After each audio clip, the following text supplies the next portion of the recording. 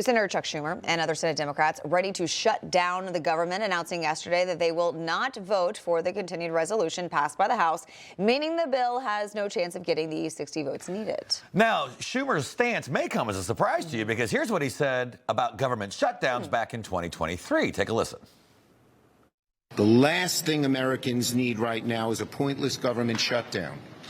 A shutdown will hurt just about every American. So a shutdown will hurt Americans unless they do it. Right. Right. Joining us now for more on the looming shutdown is North Dakota Senator John Hoeven. So, Senator, do shutdowns hurt Americans? So why is Senator Schumer open to it? Well, Mark and Charlotte, good to be with you. Yeah, of course. We don't want a government shutdown. And, of course, the House has already passed continuing the resolution through the end of the year. President supports it. The Republicans in the Senate support it. And we're going to see if the Democrats actually shut down government or step up and do what they should do. And that's vote for the CR and keep government funded. And we know that the House adjourned Tuesday to allow representatives to work in their home states for the next 10 days. So being that they're not even in Washington to really make any amendments to this bill, if 8 or 9 Senate Democrats don't come around, is there anything that can be done to avoid this shutdown? Well, I think they're going to go through a number of steps before we actually have a vote. And they may drag this out until Friday night. The government's funded until midnight Friday night. I think they're going to want to vote on a 30-day continuing resolution and argue that we need to keep negotiating.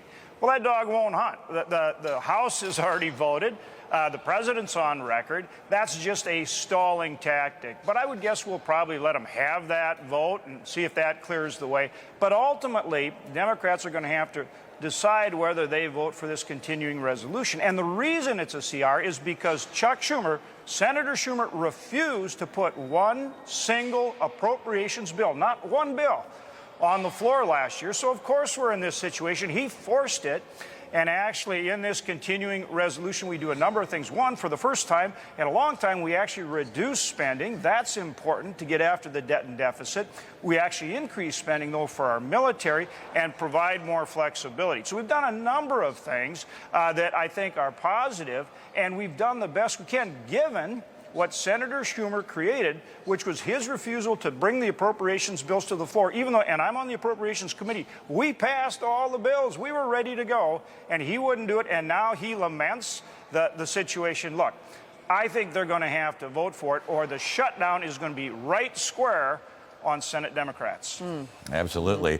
Senator, I want to shift gears a little bit right now. So you're a member of the Senate Committee on Education and Natural Resources. The EPA announced yesterday that it will begin dismantling a number of rules put in place by Joe Biden in regard to electric vehicles, like coal plants, clean water. I mean, EPA Administrator Lee Zeldin called it the single biggest deregulation action in government history.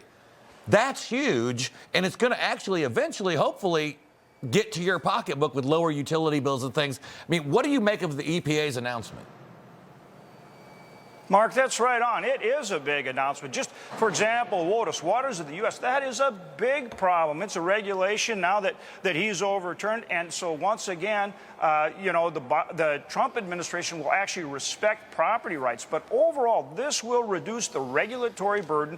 That, along with extending the tax cuts, is what's going to enable our economy to take off. That helps everybody. That's the rising tide that lifts all boats, including creating more jobs and a higher income and wages, and it helps bring down inflation. My gosh, go to the grocery store and see what you have to pay.